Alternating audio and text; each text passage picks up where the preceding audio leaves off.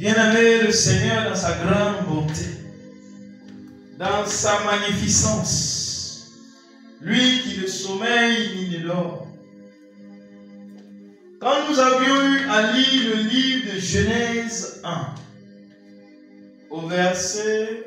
à partir du verset 26, Genèse 1 à partir du verset 26, nous prenons notre Bible. Genèse 1, le verset 26.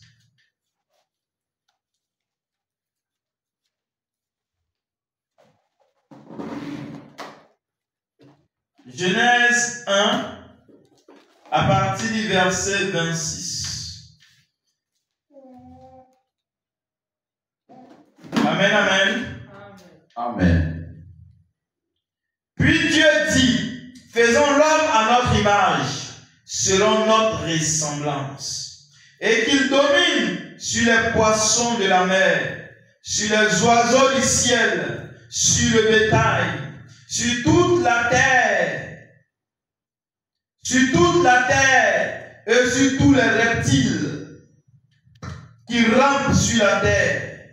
Dieu créa l'homme à son image, et il créa à l'image de Dieu.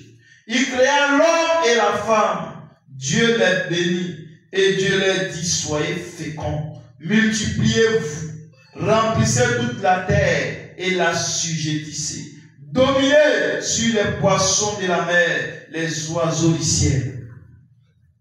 Bien-aimé, quand on lit la parole du Seigneur, c'est-à-dire Dieu a créé l'homme afin que l'homme soit dans une position de dominance, afin que l'homme soit équipé pour régner en maître, afin que l'homme soit à un niveau de grandeur, afin que l'homme ait l'autorité et la suprématie sur tout ce qui peut exister dans ce monde. Et Dieu, dans sa conception, n'a pas prévu pour l'homme le dernier rang. Il a plutôt réservé à l'homme toujours le premier rang. Toujours le premier rang. Toujours. Bien-aimé, quand aujourd'hui, ou ne serait-ce qu'un simple serpent que tu vois, tu as toute la peur, la chair de poule, tu trembles. Quelque part, il y a quelque chose qui ne va pas. C'est toi l'homme qui est censé avoir la force. C'était plutôt au serpent d'avoir peur. Mais c'est plutôt le contraire. C'est plutôt le contraire qui se produit. Ce sont les hommes qui ont peur. Ils ont peur des serpents. Ils ont peur du lion. Ils ont peur de voir un crocodile. Ils ont peur. Et cette même peur est allée à un certain niveau où elle atteint maintenant leur propre, leur rêve. Quand ils rêvent et qu'ils voient même le serpent dans le rêve, ils sursautent avec la peur au ventre. Regardez à quoi l'homme a été réduit. Parce qu'il a perdu l'autorité. Parce qu'il a perdu ce que Dieu lui a donné. Bien-aimé, parlant du mariage, regarde un peu. La Bible dit, quand Dieu a fini de créer l'homme et la femme, il n'y a pas d'autre action que Dieu ait fait, si ce n'est pas de donner la bénédiction. C'est-à-dire la bénédiction s'ouvre à ceux qui se marient selon les règles, selon les lois du Seigneur Jésus. Pour ceux qui ne passent pas par la porte pour se marier et qui empruntent les fenêtres. Pour ceux-là qui trouvent d'autres alternatives afin d'étudier les dossiers sur les dossiers, les dossiers sur les dossiers. Ceux-là qui trouvent d'autres alternatives afin de goûter en goûter, goûter en goûter, goûter en goûter. Ils ratent cette bénédiction. Ils ratent cette opportunité-là. Ils ratent. Et après, on se plaint qu'on n'arrive pas à s'entendre. On n'arrive pas à s'entendre. On se plaint que voilà, les choses sont devenues dures. Les choses sont devenues compliquées. On se plaint. Bien-aimé, le mariage est un point essentiel dans l'activation, dans la brillance des étoiles. C'est un point clé que Dieu a prévu pour l'homme. J'ai eu le temps de voir avec mes yeux des jeunes gens qui n'avaient pratiquement rien, mais qui s'étaient engagés sincèrement dans le mariage selon les voies de Dieu. Tout le monde les regardait et puis on se demandait, mais ceux-là, ils vont vivre comment? Ils vont faire comment? Ils vont dormir où? Ils vont manger quoi? Bien-aimés, je vous dis, jusqu'à présent, et ils étaient nombreux, j'ai eu le temps d'observer ces jeunes-là, ces jeunes gens, ces jeunes filles. Bien-aimés, le Seigneur a opéré certains miracles d'un certain genre dans la vie de cette dernière. D'autres, les portes du travail se sont ouvertes. D'autres, les affaires ont commencé à reprendre vie. D'autres ont eu l'opportunité de voyager, d'aller ailleurs. Bien, Dieu sait que lorsque tu te maries devant lui, il sait automatiquement que tu dois t'occuper de l'épouse, mais vous devez vous occuper de votre foyer. Dieu sait ça.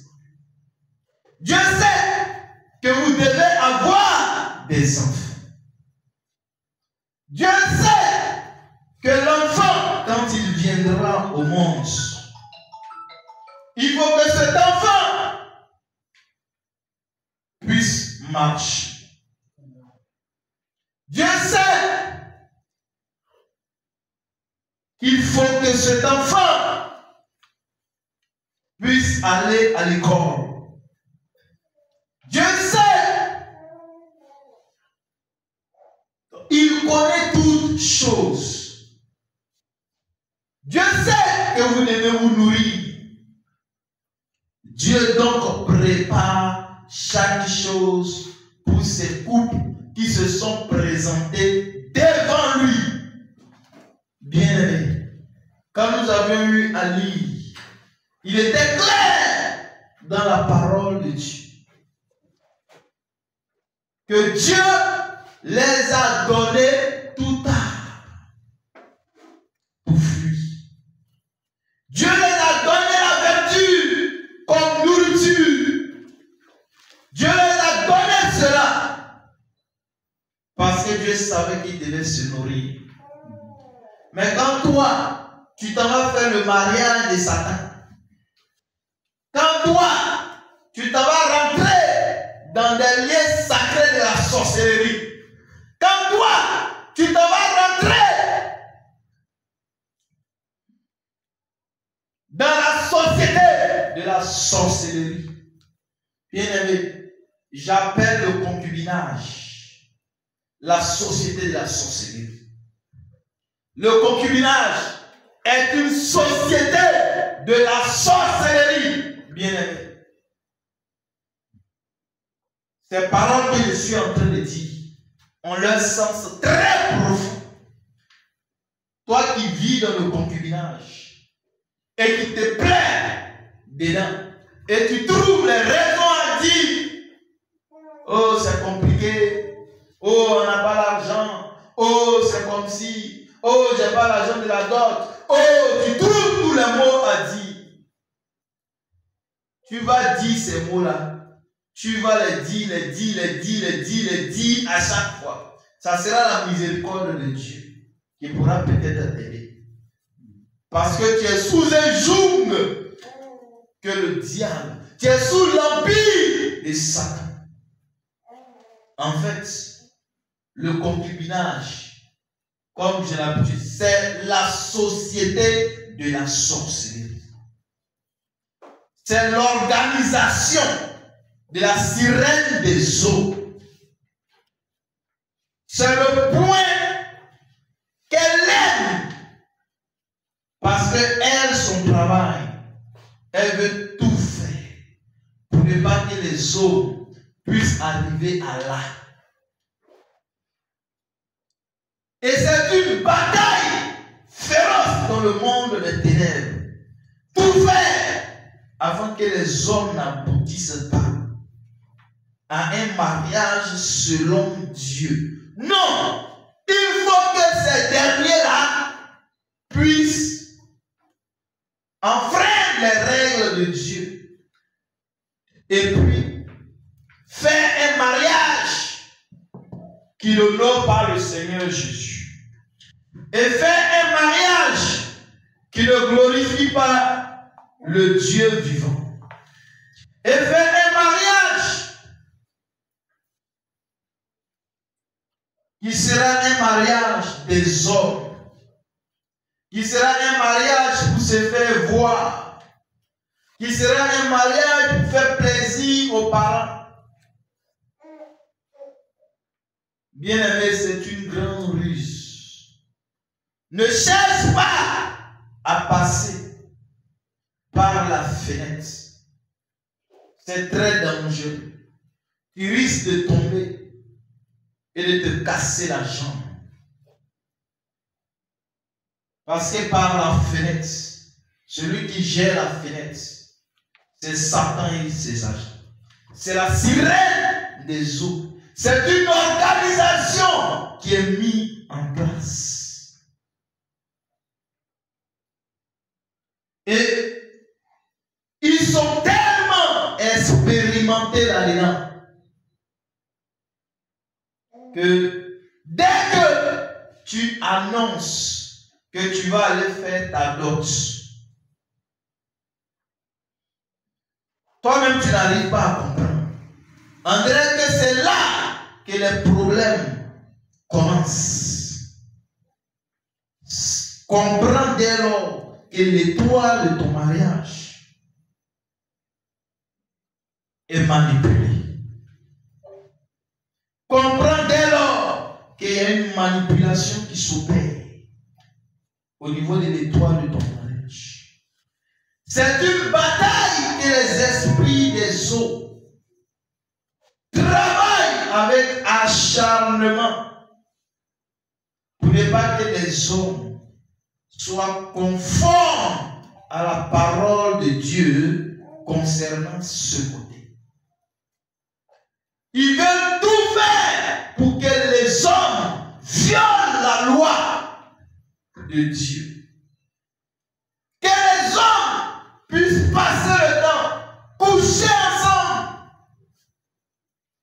avant que le mariage ne vienne. Ils veulent que les hommes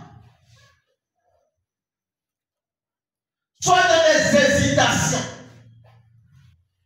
Ils ont créé des formes de philosophie qu'ils ont mis en place afin que les hommes puissent s'accaparer de ces philosophies-là.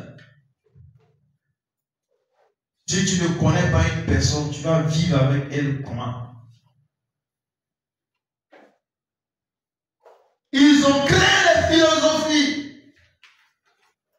Il faut qu'on chemine ensemble d'abord. C'est si on chemine ensemble d'abord, c'est là on pourra voir si réellement on peut rester ensemble. Bien-aimé, ça semble être sage. Et quand tu vois les hommes en train de parler de cela et qui te donnent leurs expériences, tu vas dire non, ce sont eux qui ont raison.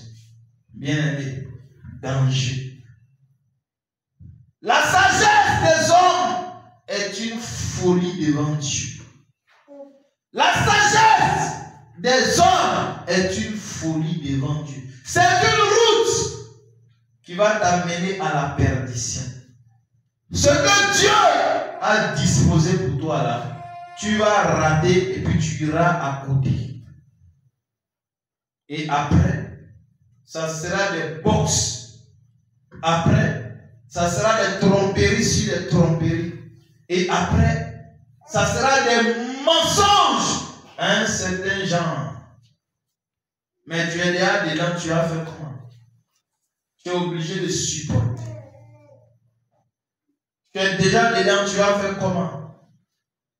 Tu es obligé de gérer ça. Tu es déjà dedans, vous avez déjà des enfants. Tu vas faire comment? Tu es déjà tombé dans le piège. Tu es déjà dedans, tu vas faire comment? Bien-aimé, c'est un